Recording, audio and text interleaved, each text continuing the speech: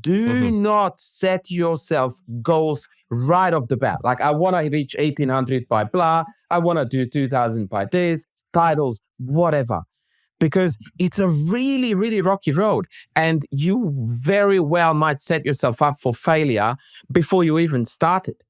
Because once you set that goal, it's very difficult not to look upon it as a failure if you don't meet it. And most people don't understand the difficulty of the goal that we're talking about, right? So if I wanted to pick up running tomorrow, I wouldn't necessarily start with, I want to run a marathon in 5 years, because it might turn out that I'm not built in a way that is optimal for long distance running. I might hate the, past 10 kilometers feel where I just like fall apart physically, yada, yada, yada. So there is so much going on chess-wise nowadays that, it's just a very, very difficult game with rating groups increasingly getting better.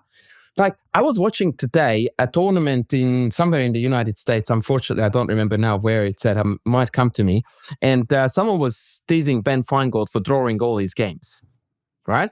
And I looked at his games, and his opponent's rating average 2000, 2100, right? So you would think that he should walk over them.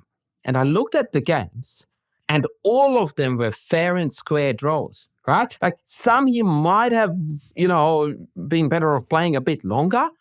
But like today, I saw that a game he played against an 1800 guy, at no point with black, was better or reaching 0-0. So the opponent from move one till handshake had the upper hand on Feingold. And it's not because Ben played poorly. I played the exact same line that he played in that variation. And I'm like, this is it, guys. 1800s don't hang pieces, have really good understanding of positional concepts by far and large. And you really have to go out of your way to beat them. So that would be my number one thing, that people will really come into the game with great expectations and the attitude of, I'm going to achieve X, Y, and Z by whatever time.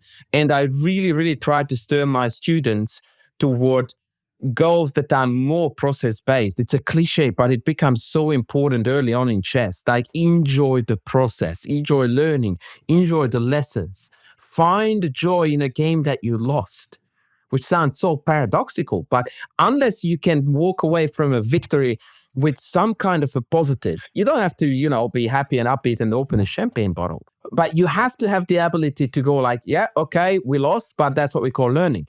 And so it's all G, because I now know that trick or that idea or that plan or whatever, if people get hung up on numbers and the results, it's going to be a very bitter end.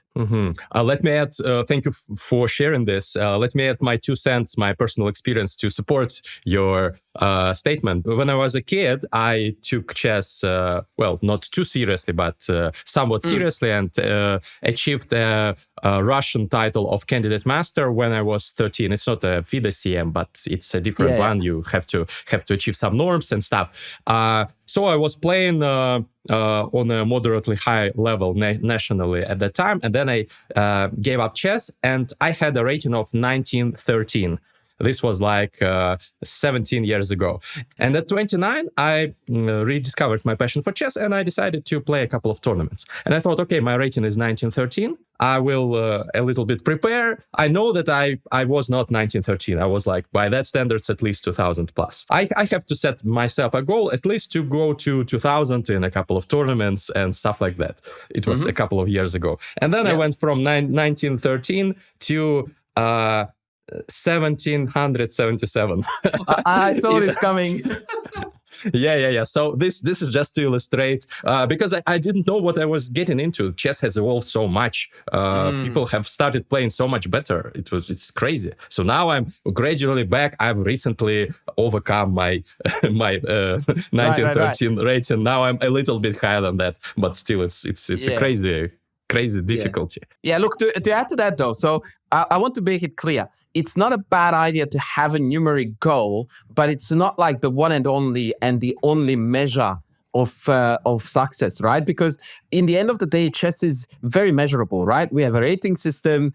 Generally speaking, it represents rather well what a player is capable of, especially if they play on a regular basis, right? So you want constant feedback about how you are traveling, but getting hung up on it is the problem.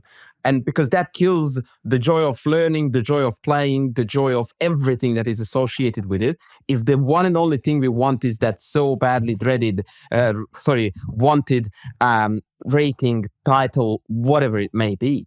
So it's good to have it every now and then, check in, how am I traveling compared to what I would like to accomplish? But that's just, like it's in the back of your mind that you occasionally check in with whilst you are enjoying the process.